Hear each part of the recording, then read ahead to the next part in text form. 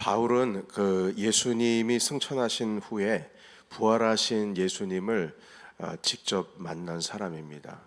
주님께서 계시하시고 그 복음을 그 사람으로부터 받은 것이 아니라 복음을 예수님으로부터 직접 계시로 받았습니다. 그렇기 때문에 이 복음에 대한 흔들리지 않은 그 믿음이 상당했습니다. 확신이 아주 확고했죠. 그러니까 이 복음이라고 하는 것은 그 하나님의 자녀가 되는 것, 하나님의 자녀가 되는 것은 예수님을 믿는 믿음으로 그것만으로도 충분하다 이것입니다.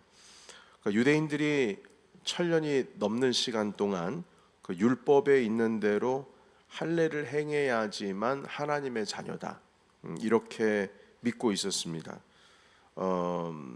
그리고 사실 그게 맞는 것이고요. 율법에 있는 그대로입니다. 여기에 더해서 그 유대인들이 당연히 하나님의 자녀면 지켜야 될 몇 가지 사항들이 있습니다. 그것이 바로 구별해서 먹는 것, 음식법에 대한 것이고요. 그리고 절기를 지키는 것, 안식일을 지키고 또한 나머지 유대인의 3대 절기를 지키는 것이었습니다. 그런데 이 하나님의 자녀가 뭘 지키고 안 지키고 이래서 하나님의 자녀가 됐기도 하고 안 되기도 하고 이것이 아니라 예수님을 믿는 믿음으로 오직 성령의 은혜로서만 된다라고 하는 이 놀라운 복음을 바울은 예수님으로부터 직접 받았습니다. 그리고 이 복음의 절대성을 빼앗기지 않으려고 상당히 노력을 했죠. 자, 그런데 오늘 4절에 보시게 되면 어떤 표현이 등장을 하냐면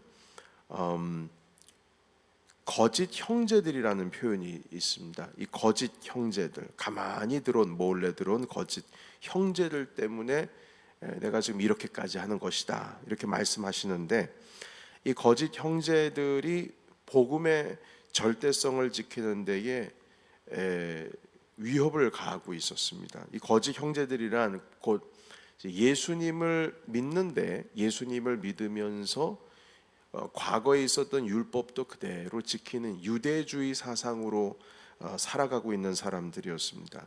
이 사람들은 예수님께서 나를 위해서 죽으시고 부활하신 것까지 믿음으로 고백을 하는데 동시에 율법도 철저히 지키면서 살고 있었던 사람들입니다. 그러니까 이들이 주장하는 것은 예수님을 믿는 것만으로 다가 아니라 하나님의 자녀가 되는 것은 반드시 할례를 해야 하고, 그리고 음식 먹는 그 법들을 정확하게 지켜야 되고 절기도 지켜야 된다, 이런 사상을 가지고 그것을 바울이 세웠던 교회들, 바울이 훈련시켰던 교회들을 쫓아다니면서 가르치고 있었어요. 그러니까 사도 바울만 선교사가 아니라 이들도 하나님의 은혜를 받았다라고 믿고 그리고 순회하고 있는 교사들이었기 때문에 바울이 가르친 곳곳마다 이렇게 몰래 들어가서 그게 아니야, 그게 아니야, 예수님을 믿을 뿐만 아니라 할례도 행해야 된다라는 말씀을 전하고 있었던 것이죠. 자, 그래서 바울이 결심을 했습니다. 그 예루살렘에 있는 사도들, 예수님의 제자들이죠. 이 예수님의 제자를 다시 만나기로 했는데 자신이 이 주님께로부터 받은 진리, 예수님 한 분이면 충분합니다, 이 진리를 분명히 내가 예수님으로부터 받았기 때문에 주님의 직접 가르침을 받은 사도들 12명의 제자들이 있는 그 예루살렘으로 가면 그들도 동일한 복음을 가지고 있겠지, 이 생각을 가지고 있었던 것이죠. 그래서 그 사도들이 있는 곳으로 가서 내가 주님께로부터 받은 복음, 예수님 한 분이면 충분하다, 다른 건 필요 없다, 만약에 다른 것이 더해진다면 주님의 십자가 지심이 불완전한 것이다, 내가 믿는 믿음, 바로 주님께로부터 받은 이 계시가 사도들이 받았던 전하고 있는 그 믿음과 동일한가, 이걸 확인하고자 예루살렘으로 디도와 함께 올라갔습니다.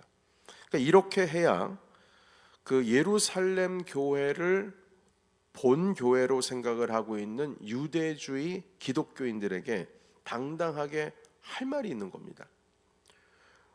예루살렘 교회의 사도들도 인정한, 이건 할례도 아니고 예수님을 믿는 믿음으로 하나님의 자녀가 되는 것 충분하다.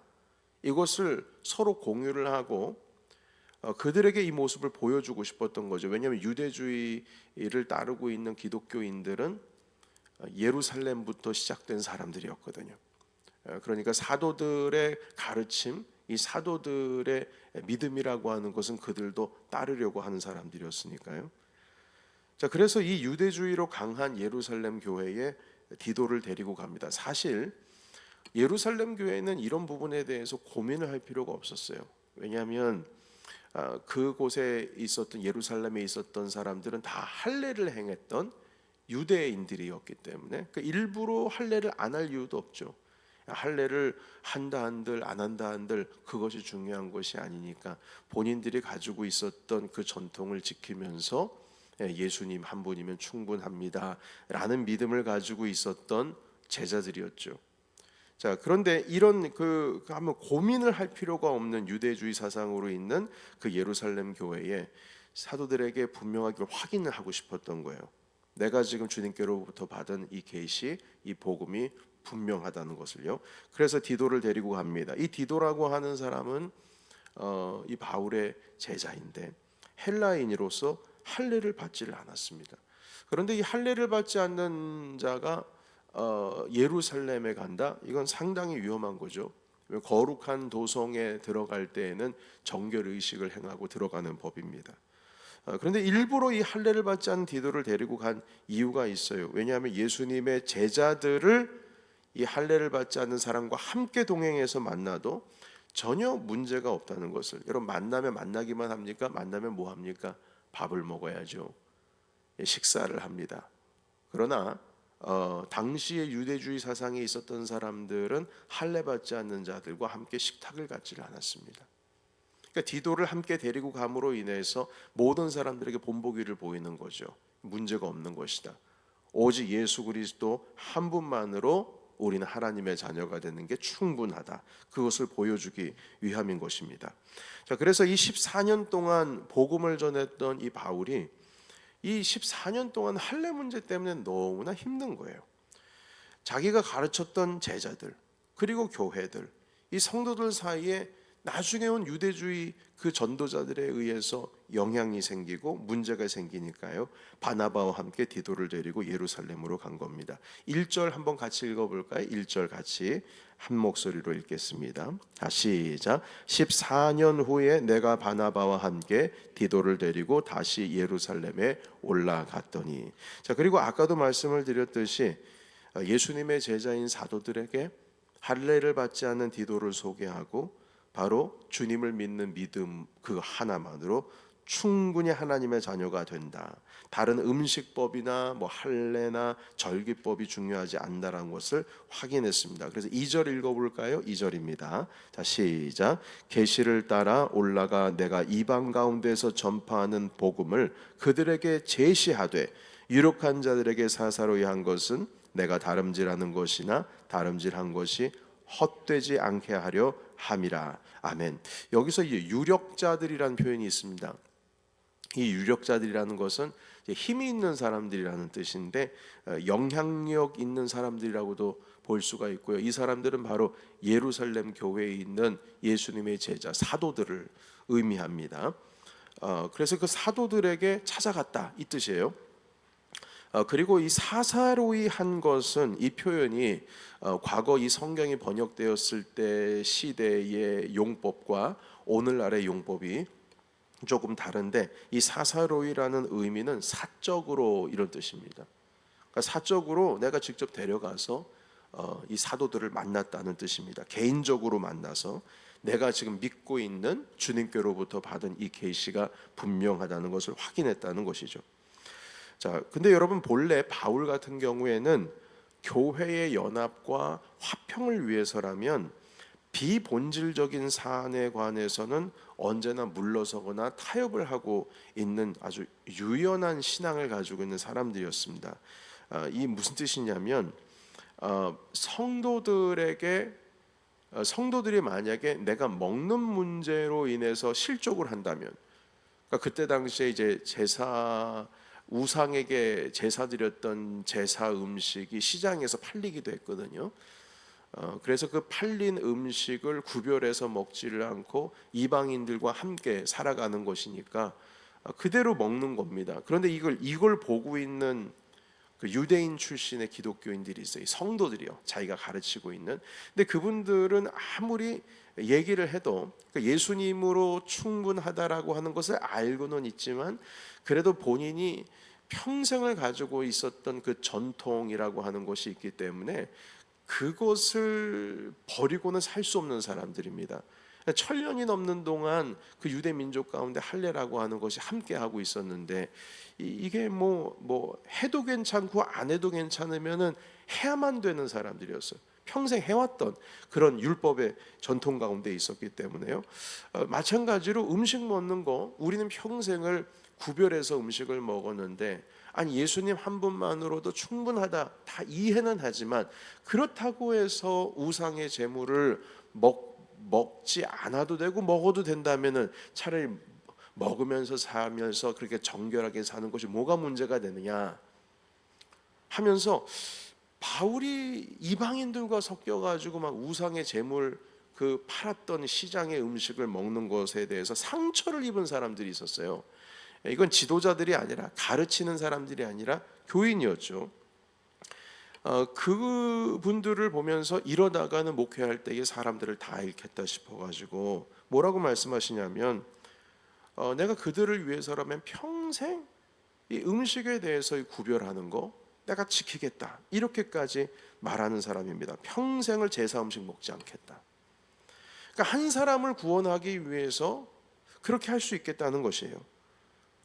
바울에게는 할례를 하던 말던, 음식법을 지키든 지키지 않던 하나님의 자녀가 되는데 아무런 상관이 없거든요.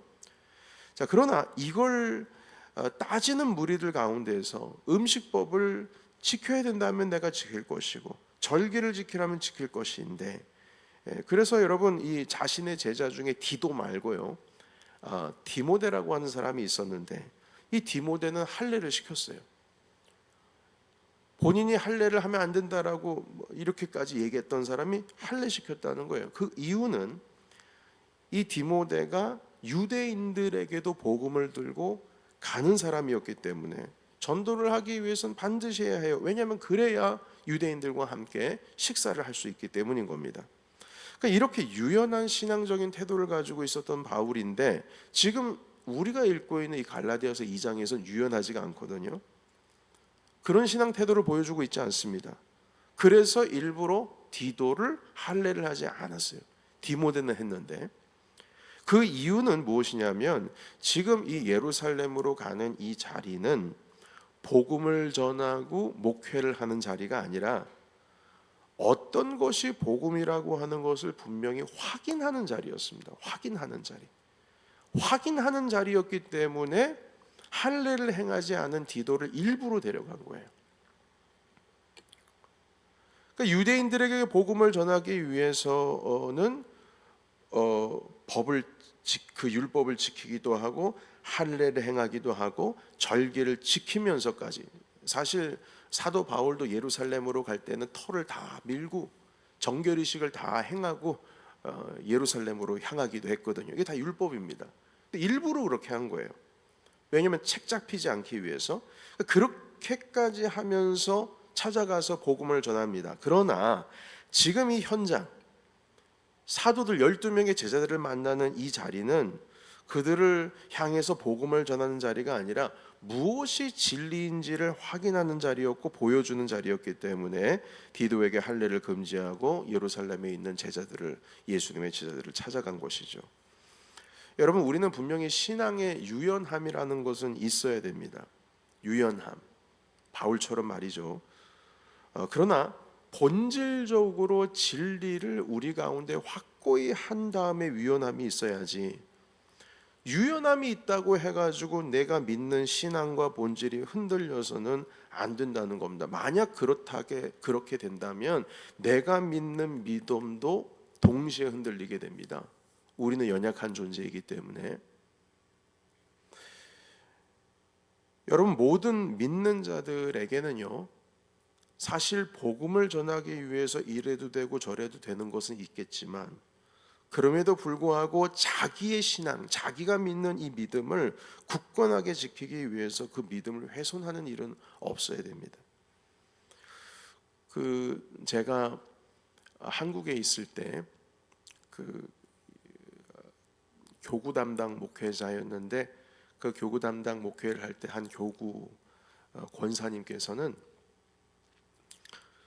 너무 털털하신 권사님이시고 그리고 예수님 믿기 전에 한마디로 세상에서 한가닥 하시는 분이셨어요. 그런데 이분이 전도를 정말 잘 하시는데 그 전도를 하려면은 일단 호랑이를 잡으려면 호랑이 굴로 들어가야 되지 않습니까? 그래서 전도를 하기 위해서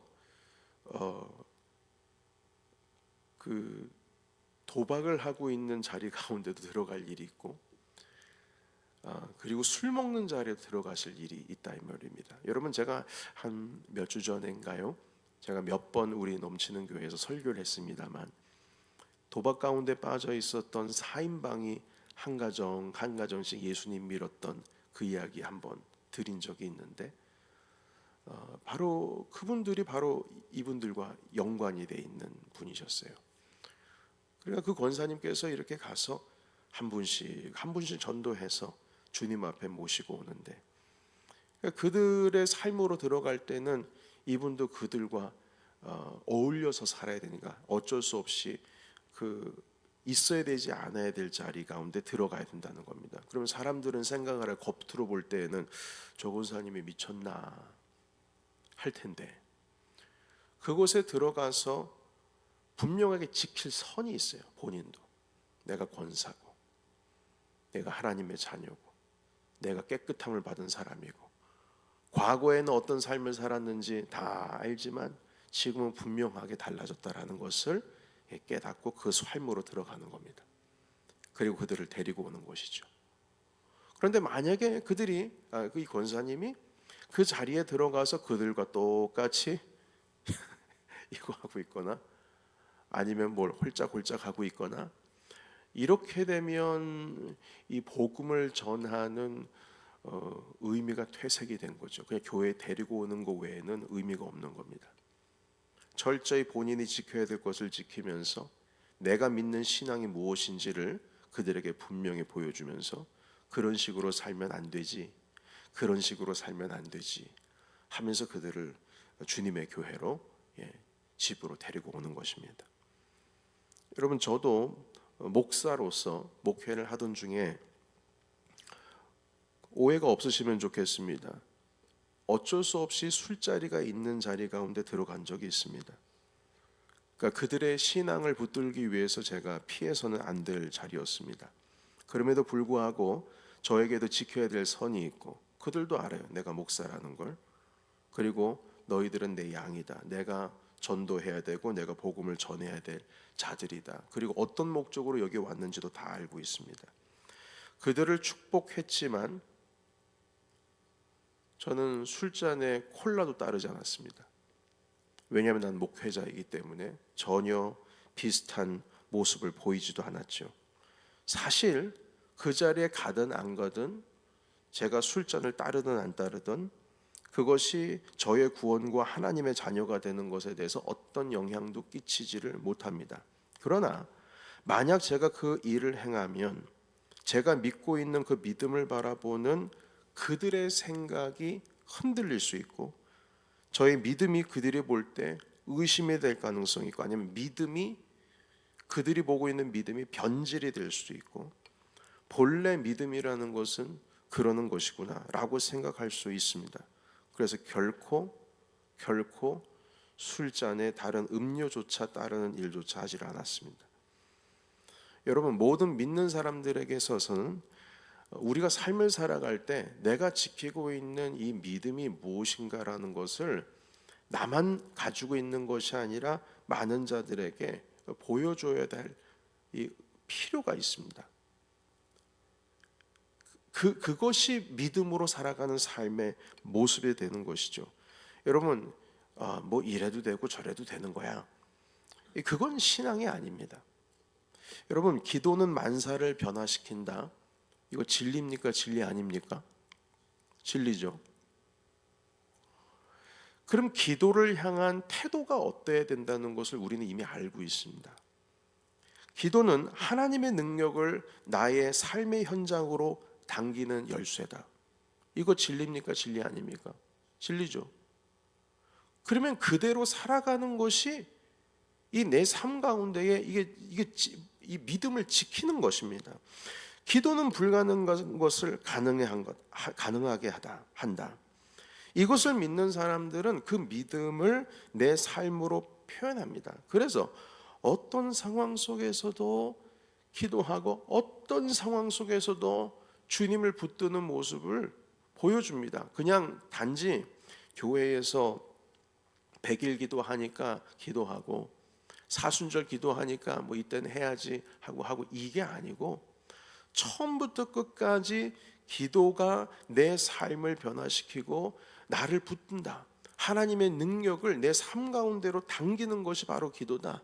이 믿음을 가지고 사는 사람들은 이벤트성 기도를 하지를 않는다는 거죠. 말씀을 읽어도 이벤트성 말씀을 읽지를 않는다는 거예요.